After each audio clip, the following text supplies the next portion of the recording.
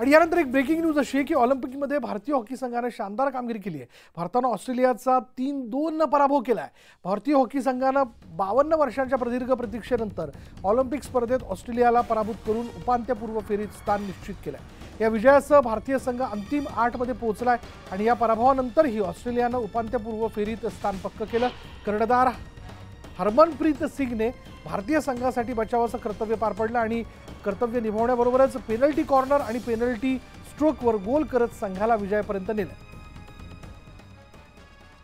अधिक तपशील आपण जाणून घेणार आहोत। आमचे प्रतिनिधी रोहन जोशी आपल्या बरोबर आहे। रोहन, आणखीन एक यश म्हणजे अर्थात आता प्रतीक्षा आहे की पदक मिळूयात।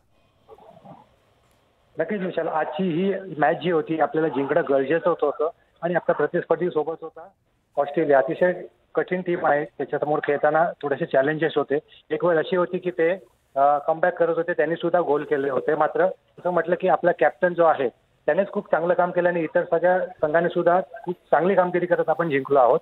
एक आठवण करून द्यायची आहे की हा ऐतिहासिक विजय यासाठी आहे की 1972चं म्युनिक ऑलिम्पिक होतं जर्मनीचं, त्यात आपण हरवलं होतं ऑस्ट्रेलियाला 3-1 ने। त्यानंतर इतक्या वर्षांनी आज पण ऑलिम्पिकमध्ये पुन्हा आज हरवलं आहे ऑस्ट्रेलियासारख्या बलाढ्य टीमला। तेव्हा हरमित सिंग हे आपले कॅप्टन होते, त्यांच्या कॅप्टनशिपमध्ये आपण जिंकलेलो आणि आता हरमनप्रीत सिंगच्या संघाच्या मध्ये जेवढे खेळाडू आहेत त्यांनी चांगलं कामगिरी करून यांना आपण हरवलं आहे। तेव्हा ब्रॉन्झ मेडल आपण जिंकलो होतो। हा शुभसंकेत मानूया की या स्पर्धेमध्ये सुद्धा आपण पदकाच्या दिशेने वाटचाल करतो आहोत। आणि एकूण खेळाबद्दल जर बोलायचं झालं टीमच्या, म्हणजे पेनल्टी स्ट्रोक असतील, पेनल्टी कॉर्नर असतील, कशा प्रकारे हा सगळा खेळ बघायला मिळाला? आजचा खेळ तसा टफ होता, कारण की मागची मॅच आपण हरलो होतो आणि आपल्या अगेन्स्ट बेल्जियम होतं, त्यामुळे आपल्याला जिंकणं गरजेचं होतं। पेनल्टी स्ट्रोक असतील किंवा नॉर्मल खेळ असेल, चांगल्या पद्धतीने आपण सुरुवात केली होती, लीडवर गेलो होतो आणि लीडवर गेलं असल्यामुळे थोडे रिलॅक्स होतो। मात्र ऑस्ट्रेलिया जी टीम आहे सर्वच खेळांमध्ये त्यांची खासियत आहे की कमबॅक चांगल्या पद्धतीने करतात। आपल्या बरोबर रोहन धनराज पिल्ले आहेत। धनराज पिल्ले यांनी स्वतः एक खेळाडू म्हणून हॉकीतले सगळं पर्व अनुभवलेलं आहे।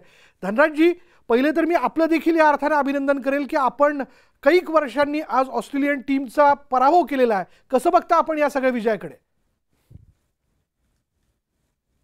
आपल्या सर्वांना अभिनंदन। कितीतरी वर्षांनंतर ऑलिम्पिक मध्ये आपण आज ऑस्ट्रेलियाला जिंकून क्वालिफाय झालो क्वार्टर फायनल स्टेजला। मला असं वाटतंय की जी टीम आता आपल्या भारताची हॉकी टीम खेळते, मला असं वाटतंय की they are in a right track.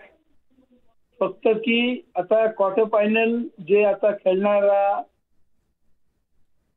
खेळाडू असेल त्यांना फक्त गेम प्लॅन, स्ट्रॅटेजी, कोच जे काय गेम प्लॅन करणार ते गेम प्लॅन अनुसार आपल्याला खेळायला हवं आहे। अशी quarter final will be a different ball game. Dhanraj ji, आजचा सामना आपण बघितला असेल, काय म्हणजे अर्थात अपेक्षा आहे ती पदकाची, काय कसं बघता आपण?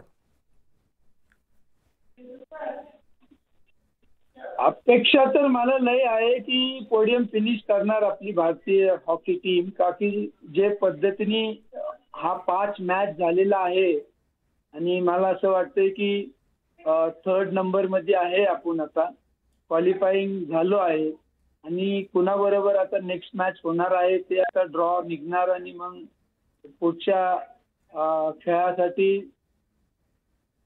त्या स्ट्रॅटेजी आणि ते गेम प्लॅन करून आपल्याला उतरायला लागेल मैदानावर, का की पुढचा जे 8 टीम आहे ते एकदम स्ट्रॉंग टीम असणार आणि त्या अनुसार आपल्याला स्ट्रॅटेजी आणि गेम प्लॅन बनवून कसं खेळायचं, पेनल्टी कॉर्नर कसं बनवायचं आहे आणि फॉरवर्ड लाईन आजची मॅच आज बघितलं तर फॉरवर्ड लाईनने लय चांगलं कामगिरी केलेली आहे। अभिषेकनी 2 गोल केला आणि मग नंतर आपला कप्तान हरमनप्रीत 2 गोल।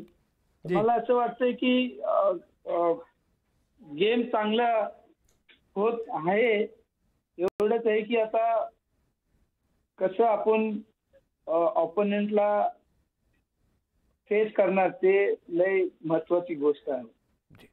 धन्यवाद आपल्या प्रतिक्रियेबद्दल आणि पुन्हा एकदा आपल्या या अर्थाने अभिनंदन करतो, कारण आपण देखील एक माजी हॉकीपटू म्हणून हीच अपेक्षा या क्षणाला व्यक्त करत असाल की आपल्या टीमने एक गोल्ड जिंकावं आणि अर्थात आपल्या सगळ्यांचं ते स्वप्न आहे.